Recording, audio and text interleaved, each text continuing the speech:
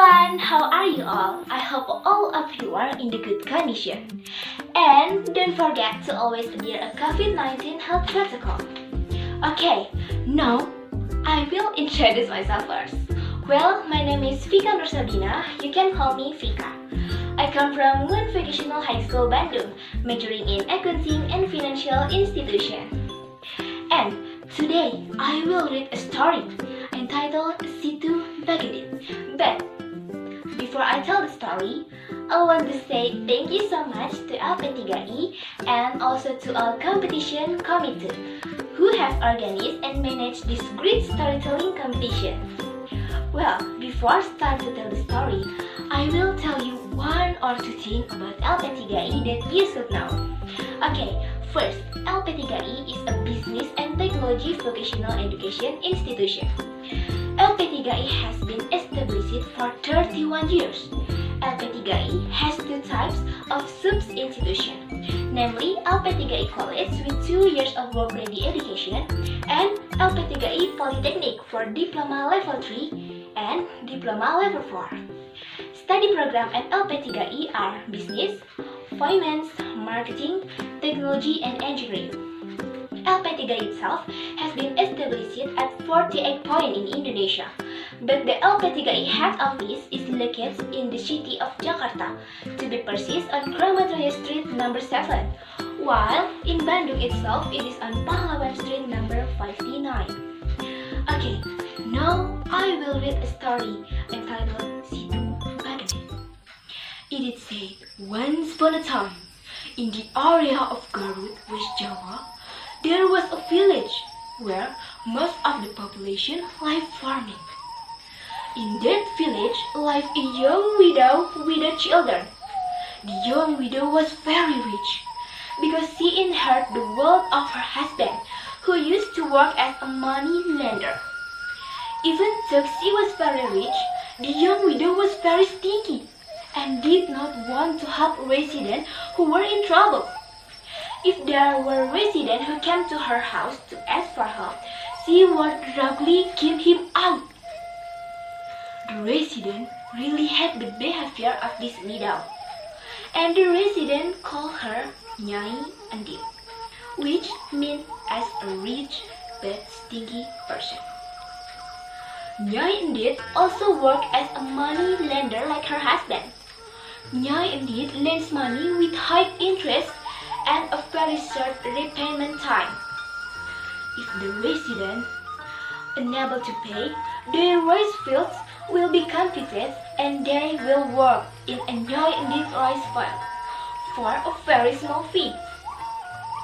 The villager also fell into poverty because their rice fields, which were one place to make a living, had been confiscated by Nyai Endit. One day, Nyai Endit was walking to her rice field and she saw one of her employees and asked,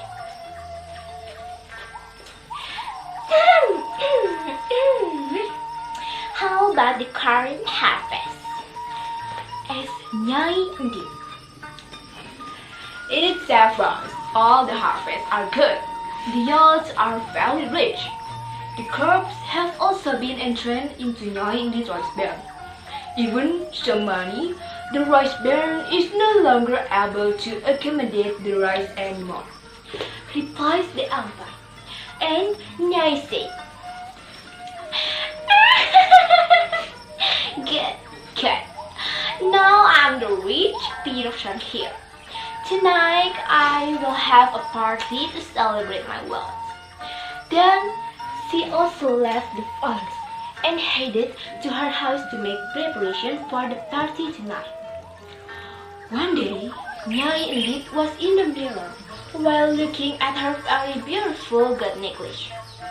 Suddenly, there was a knock on the door from outside her house, and it turned out that the person who knocked at the door of Nyai Endit's house was an old woman who was carrying her baby. Then the old woman spoke. "I'm sorry, Nyai. My baby is starving. Can I have some rice so that my baby won't cry anymore. And Nyai indeed replied, Hey, old woman, don't know herself. If you can't feed, you don't have to have children. Then Nyai indeed went into her house. Seeing Nyai indeed entering the house made the old woman happy. She thought that Nyai indeed would bring a food for her baby. But in fact, it was not the food that her brought, but a bucket of water who used to splash the old woman and her baby. Really sad the old woman heard. Then the old woman speaks to her baby. I'm sorry, my son. You got something wet and cold. I'm sorry, my dear. Then the old woman left her house. One day, the village was hit by a drought and water.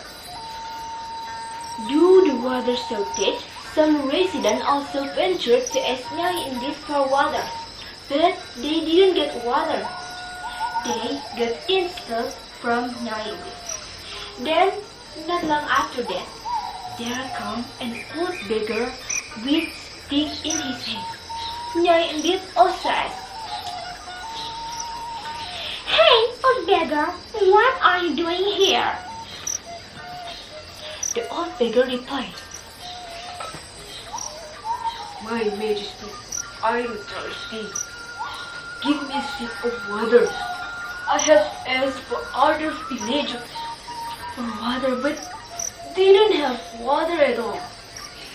Instead of giving water to old beggar, Nyai indeed took the old beggar's stick and beat the old beggar very correctly. First old beggar him. After hitting him, Nyai indeed threw his stick at the old beggar.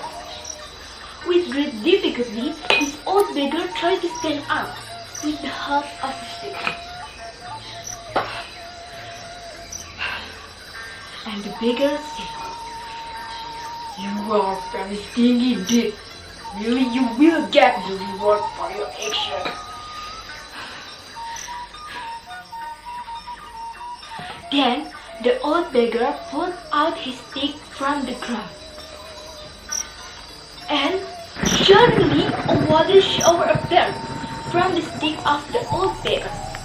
The water flowed increasing swiftly, and Nyai indeed also immediately took her property in her house. She shouted for help. Help me! Help me! Help me, please! Please carry all my money! Help me, my servants! But no one came. All the villagers were busy saving themselves with all the spells of Nyai.